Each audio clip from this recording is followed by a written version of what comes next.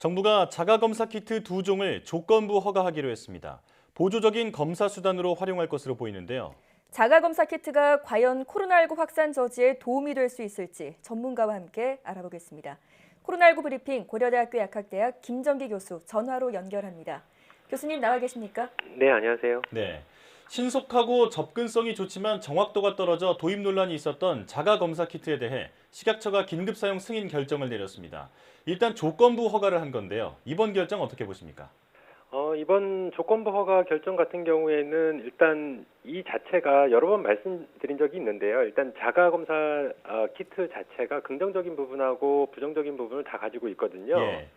긍정적인 부분은 일단 감염자를 보다 더 많이 확보할 수 있다, 찾아낼 수 있다, 이런 부분은 긍정적인 부분인데, 부정적인 부분은 위음성 또는 위양성 때문에 오히려 혼란을 더 야기할 수 있는 단점을 가지고 있습니다. 예. 근데 뭐 이 부분도 전문가들마다 의견이 서로 다르고 찬반양론이 있는데, 제 개인적으로 볼 때는 일단 부정적인 면이 긍정적인 부분보다 더 크다. 그러니까 일단 굉장히 조심스럽게 접근을 해야 된다라는 부분이고요. 예. 이번에 식약처, 그러니까 방역당국에서 실제로 이 그 자가검사 키트를 조건부 승인 허가한 가장 대표적인 이유 중에 하나는 최근 700명대 평일 기준으로 700명대의 신규 확진자가 계속 나오고 있고, 예. 오늘 발표된 확진자 규모도 800명에 달하거든요. 그러다 보니까 현 단계에서 방역 조치를 강화하지 않고 현 상황을 타개하기 위한 어떤 고육지책이 아닐까라는 생각을 가지고 있습니다. 예. 그래서 기본적으로는 일단 조건부 허가긴 하지만 상당히 우려스러운 부분도 없지 않아 있다라고 생각을 하고 있고요. 지금 조건부라고 한 얘기는 말 그대로 임시 허가라고 볼 수 있습니다. 그래서 석 달 안에 일단 추가적으로 임상 자료를 내야 되는 부분이 있습니다. 그래서 만일 3개월 후에 임상 자료를 내지 못하거나 아니면 3개월 후에 그 유효성이 인정되지 않는다라고 하면 허가는 취소될 가능성도 있다라고 보시면 될 것 같습니다. 예. 네. 분명 긍정적인 부분과 부정적인 부분 둘 다 있지만 교수님께서는 방역 체계에 혼란을 더 줄 수 있다라는 부분을 강조해 주셨습니다. 자가검사 키트는 말 그대로 스스로 집에서 코 속 검체를 채취해서 검사하는 방식인데요. 코 속 깊숙하게 면봉을 넣어야 하기 때문에 상당한 통증도 있을 텐데 이 개인이 능숙하게 해낼 수 있을까요? 일단 하기는 굉장히 어려울 거다라는 생각을 가지고 있습니다. 일단 저희 그 코로나19 검사 받는 거에서 가장 국민들께서 좀 걱정하거나 우려스러워하는 부분이 이 코 속에 면봉을 너무 깊숙이 집어넣는 부분, 그러니까 약간 통증이 따르거든요. 네. 그러니까 실제로 전문가가 검체 채취를 해도 통증이 따르는데 스스로 집에서 코 속에 면봉을 집어넣어서 검체를 채취하는 거는 통증이 없는 정도까지만 면봉을 삽입을 한 다음에 검체를 채취할 가능성이 상당히 높다. 예. 경우에 따라서는 구강에서도 타액을 채취하는 방법으로도 사용할 사람들이 분명히 있을 수 있다라고 생각을 하고 있거든요. 네. 근데 가장 중요한 거는 앞서서 이 자가검사 키트의 대표적인 단점이 위음성, 위양성인데 이 부분은 정확도와 민감도가 떨어지는 단점이 있습니다.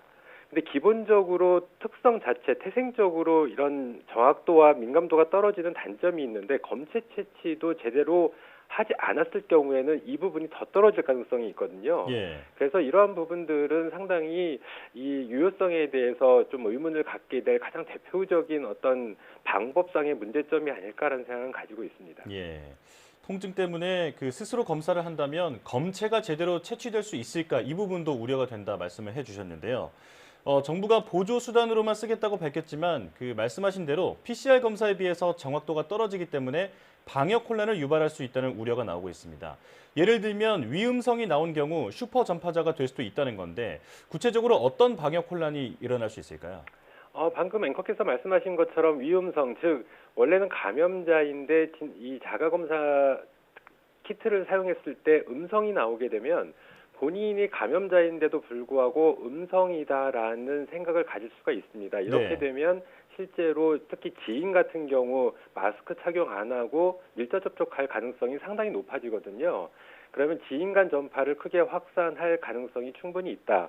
또 반대로 위양성이 나왔을 경우에는 또 많은 사람들이 선별진료소를 찾아가게 됩니다. 일단 예. 검사를 했는데 나는 감염자가 아닌데 이 자가 검사 키트를 사용했을 때 양성이 나오게 되면 반드시 PCR 검사를 받아야 되거든요. 네. 이 경우에 선별진료소에 많은 사람들이 또 몰릴 가능성도 충분히 있다. 그러니까 여러 가지 혼란을 야기할 가능성이 상당히 있는 만큼 좀 조심을 해야 된다. 근데 보조수단이라는 말을 정부에서 사용을 하고 있는데 예.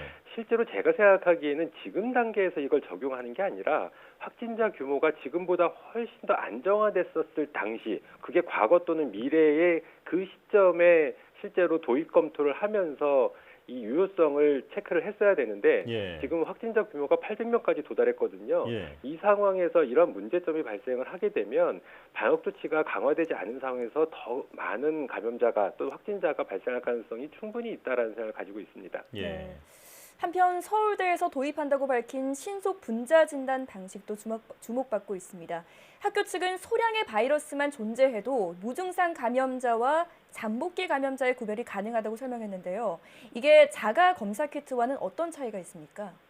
지금 앞서 말씀드린 자가검사 키트는 항원 항체를 기반으로 한 검사 방식입니다. 그러니까 몸속에 있는 항원, 즉 바이러스를 그 진단 키트 안에 심어져 있는 항체가 인지를 해서 마치 임신 진단 키트처럼 검출을 하는 방식이거든요. 예. 이런 항원 항체 진단 검사 방식은 굉장히 말씀드린 것처럼 특이도나 민감도가 떨어지는 단점을 가지고 있습니다. 반면에 이 부분을 보완하기 위한 근본적인 방법이 기존에 사용하고 있는 PCR 방법인데 예. 기존의 PCR 방법은 현장성하고 신속성이 떨어지는 단점이 있거든요. 이 부분을 보완하는 하나의 방법이 지금 말씀하신 서울대에서 도입하고자 하는 신속 분자 진단 방식, 즉 정확하게 말씀드리면 등원 핵산 증폭법입니다. 램프라고 일명 얘기를 하는데 네.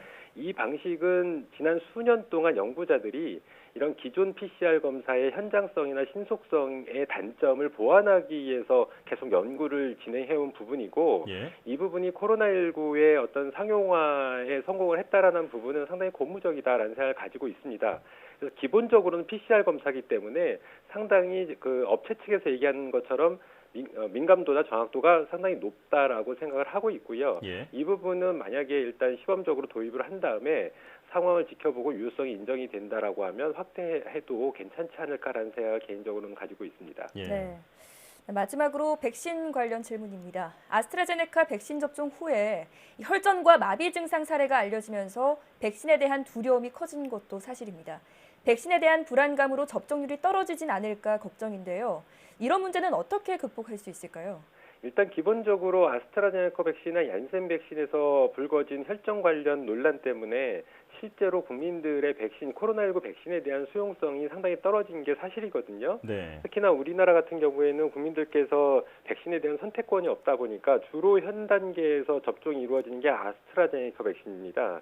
근데 이러한 최근의 어떤 부작용의 논란 때문에 수용성이 떨어진 부분은 이 신뢰를 회복을 해야 된다. 특히나 최근에 어떤 아직까지 뭐 인과관계가 명확히 밝혀진 건 아닙니다만 예. 일부 이런 부작용 사례가 나오면서 중증으로 이완돼서 실제로 치료비 문제나 보상 문제가 불거지고 있거든요.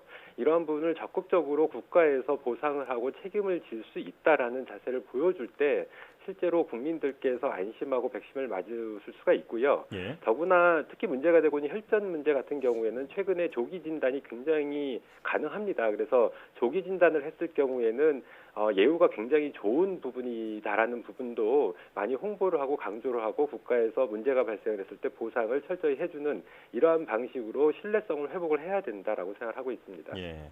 국민 불안을 해소할 수 있는 대책이 다각도로 마련돼야겠습니다. 지금까지 고려대학교 약학대학 김정기 교수와 함께 코로나19 상황 살펴봤습니다. 교수님 고맙습니다. 네, 감사합니다.